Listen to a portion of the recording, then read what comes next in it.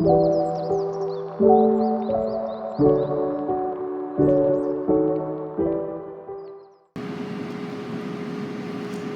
to my channel. This is Toro, and today's video I'll be talking about reasons why you don't need to build a mansion or a dream home, especially when you are living in the diaspora.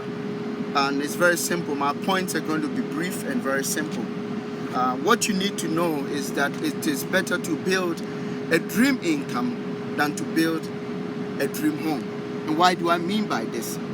If you build a house that you don't have, especially when you're living in the diaspora and you're thinking of moving back home, and you want to build 8-bedroom, 10-bedroom home, and you don't have any plan, you don't have any business plans to sustain that kind of lifestyle, what is going to happen is you're going to move back to America or move back to Europe or wherever that you find you used to live before. So what you need to do is to, first of all, I'm not saying don't build your dream homes, but what you can do is that you can build your dream income before building your dream home, because you need something, you need some kind of income to be able to support that kind of life. Because if you have a house that is 8-bedroom, the maintenance, the upkeep, even the electricity, things that you need to do to even be hold and be able to keep the house in its state, friends, it's not going to be easy. The reason why many people move back home and they move back to America or move back elsewhere is because they go with no plan. They go to Africa with no plan. You cannot go to Africa or move back home from the diaspora without having a goal or having a plan. You need a plan. You need a plan that will work. You need a plan that will sustain you, especially when you have kids, you have a wife. You need a plan that will sustain you and keep you and keep your help your upkeep and all that. Recently I talked about how you can build a house or apartment on just one plot of land. You don't need 2 plots, you need just 1 plot of land. You can get it maybe about 100 by 75 or 80 by 90. The one that I did was 80 by 90, and this is what I did. I put up an apartment, it was L-shaped. I put up an apartment, 2 rooms, toilet, kitchen, bath, and everything, by 4. So 2-bedroom apartment, 4 units on 1 plot of land. We left a space for parking for about 5 cars or 6 cars. And what you can also do, use the same plot of land to build an apartment by going up on another level so that you can have more rooms and have more.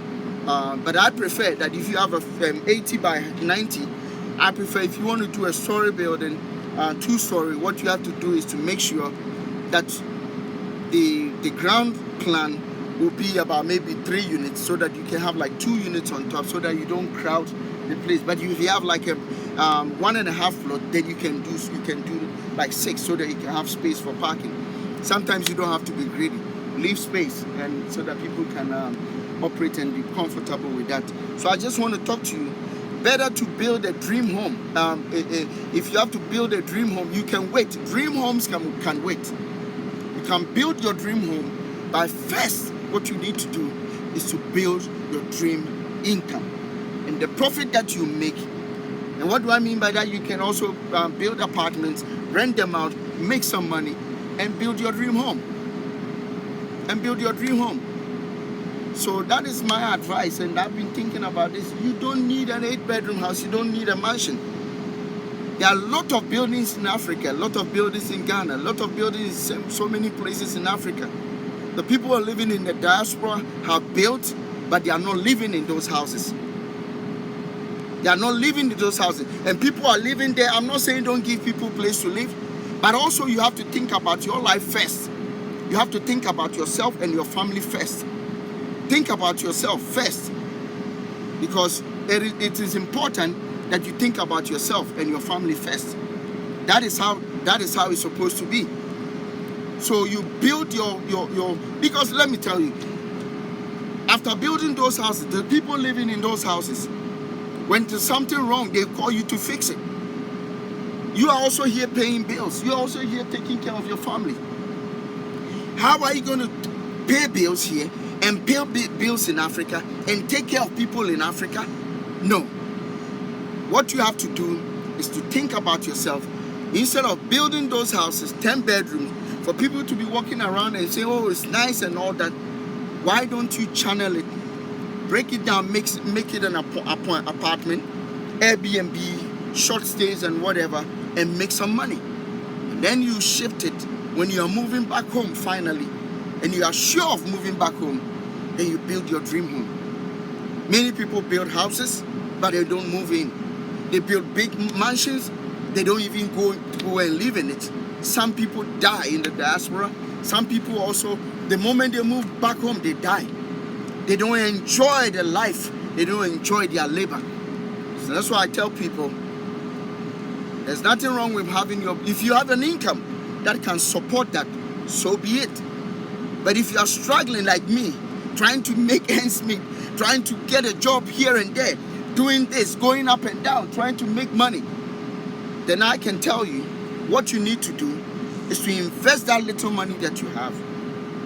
That little money that you have that you've been struggling for, invest that money into investment properties. Build them into apartments, rent them out and make some money. Reinvest those monies before you move back home. Moving back home is a good thing, but you should have a plan. You should have a goal. You should have something set up before your eyes. And then you work on it. And I believe it's going to work. So today I just wanted to share this with you. I used to think that way. I remember 2 years ago, I said, I'll build a dream home. I'll build a big house with rooms so that all my kids will have their rooms. And then after a few weeks and few months, I thought of it being unwise. Being unwise, like I have many kids, right? And then I have to build dream home without having the income to support it. And I said, no, I'm not going to do that. That is not what I want to do. So I just want to talk to you. This is just a piece of advice. It's not something that I just want to impose on you. It's something that I want to do and it's working for me. And that is what I'm thinking. And that is what I want to do. If you want to share the same thing with me, and if you agree with me, give us a thumbs up.